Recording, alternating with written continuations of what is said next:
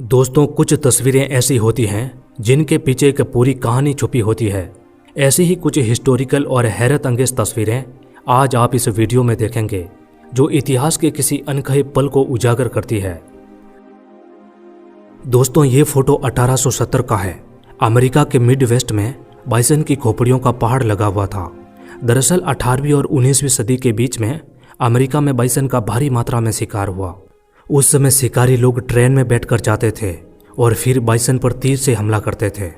आपको ये बात जानकर हैरानी होगी कि 18वीं सदी से पहले अमेरिका में बाइसन की आबादी लगभग 30 से 60 मिलियन के आसपास थी। लेकिन इस जानवर का इतना ज़्यादा शिकार हुआ कि इनकी संख्या सैकड़ों पर आ गई थी। खैर, आप इस फोटो को देखकर भी ये अंदाज़ा लगा सकते हैं कि उस समय बाइसन का कितना ज़्यादा शिकार होता था, वो भी सिर्फ उनकी खाल के लिए। खैर, बाद में बाइसन को बचाने का प्रयास किया गया और आज की तारीख में अमेरिका में बाइसन की आबादी करीब 5 लाख के आसपास है। अब दोस्तों, आप इस फौजी की तस्वीर देखिए। ये फौजी युद्ध के मैदान में खड़ा है लेकिन फिर भी हंस रहा है। दोस्तों, ये तस्वीर 1916 में ली गई थी, लेकिन उस समय जो लोग तस्वीरें खिंचवाते थे वो हंसते हुए नहीं दिखते थे, क्योंकि उस समय एक तस्वीर को लेने में काफ़ी समय लगता था। लेकिन ये फौजी इस तस्वीर में हंस रहा है। वैसे आज तक ये पता नहीं चल पाया है कि ये फौजी दुखी है या फिर हंस रहा है। दरअसल ये तस्वीर 1916 में फेलेस कोर्सलेट की लड़ाई में ली गई थी। ये लड़ाई फ्रांस में हुई थी, जिसमें ब्रिटिश सेना और जर्मन सेना आमने सामने थी। फौजी की इस तस्वीर को एक डॉक्टर ने लिया था जब वो घायल सैनिकों का इलाज कर रहा था। दोस्तों, ये फोटो थोड़ी धुंधली जरूर है, लेकिन इसके पीछे की कहानी आपके होश उड़ा देगी। इस लड़के का नाम था टाइलर हेडली। ये 2011 में अपने माता पिता के साथ फ्लोरिडा में रहता था। एक दिन टाइलर अपने दोस्तों से कहता है कि उसके घर में पार्टी है, इसीलिए सभी दोस्त उसके घर पार्टी करने आए। लेकिन पार्टी में हेडली कहता है कि उसने अपने माता पिता की हत्या कर दी। शुरू में इसके दोस्तों को लगा कि शायद हेडली मजाक कर रहा है, लेकिन बाद में कुछ लोग समझ गए और पार्टी से चले गए। उस समय इस पार्टी में हेडली का एक दोस्त भी था। उसने सबसे पहले इस बात को कंफर्म किया कि हेडली झूठ बोल रहा है या सच। दरअसल हेडली ने अपने दोस्त को अपने माता पिता की बॉडी दिखाई थी, इसीलिए बाद में इस लड़के ने हेडली की आखिरी फोटो ली और बाद में वो सीधा पुलिस के पास गया और थोड़ी ही देर बाद हेडली को पकड़ लिया गया। अब दोस्तों, आप इस तस्वीर को देखें। क्या आप इस आदमी को जानते हैं? ये तस्वीर 1901 में ली गई थी, जब एक व्यक्ति को यूरोप के जॉर्जिया में डकैती के आरोप में पकड़ा था। लेकिन यही व्यक्ति सोवियत संघ की स्थापना के बाद 20वीं सदी का सबसे क्रूर तानाशाह बना। ये जोसेफ स्टालिन की तस्वीर है, जो 1901 में ली गई थी। इस तस्वीर में जो आपको परिवार दिख रहा है, ये फिलीपीन राजनेता रोनाल्डो दागना का परिवार है। दागना ही अपने परिवार की तस्वीर ले रहा था, लेकिन तस्वीर के पास में एक आदमी बंदूक ताने खड़ा है और इसी आदमी ने दागना को गोली मार दी। उस समय आसपास में काफी पटाखों का शोर था, इसलिए परिवार को यह नहीं पता चला कि दागना को हुआ क्या था। जब दागना जमीन पर गिरे तब पता चला कि उनको गोली लगी है। खैर, बाद में पुलिस ने यह तस्वीर देखी और इस आदमी को पकड़ लिया। इस आदमी का नाम था अर्नेल बुएनाफिलोर। अब दोस्तों, इस तस्वीर को देखें।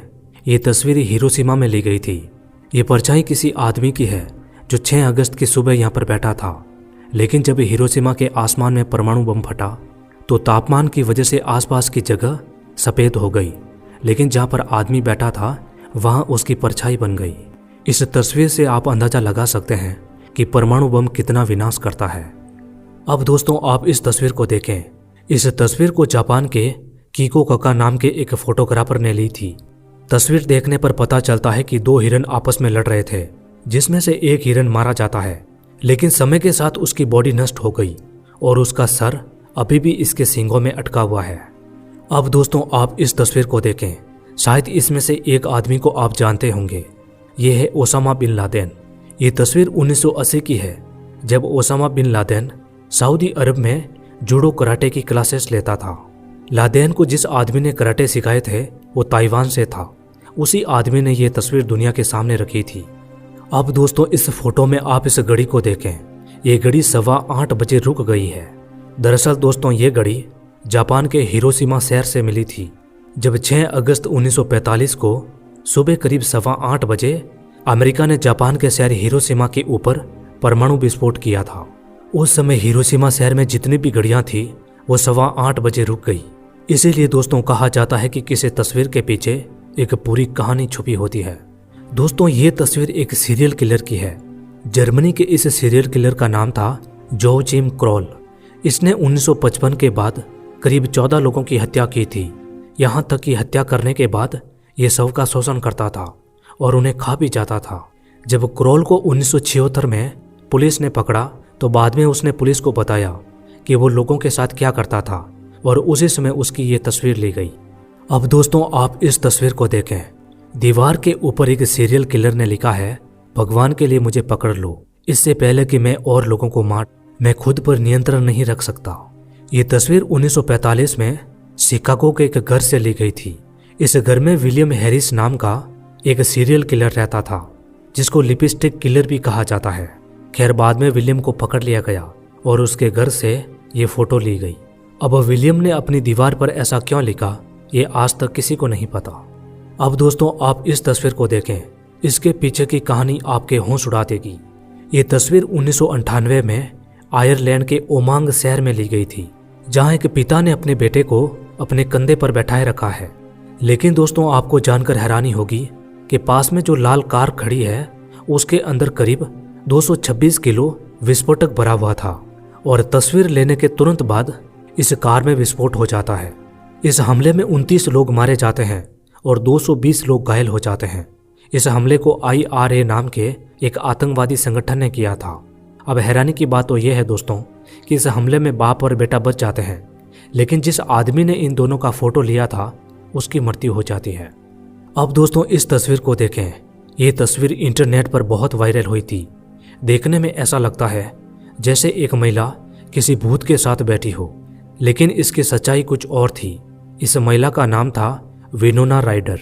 ये तस्वीर 1988 में ली गई थी एक मूवी सेट से, जिसका नाम था बीटलजूस। ये एक हॉरर फिल्म थी जिसमें विनोना भी काम कर रही थी। ये तस्वीर भी उसी समय ली गई थी जब विनोना एक प्रॉप के साथ बैठी थी। उम्मीद है दोस्तों वीडियो आपको अच्छा लगा होगा।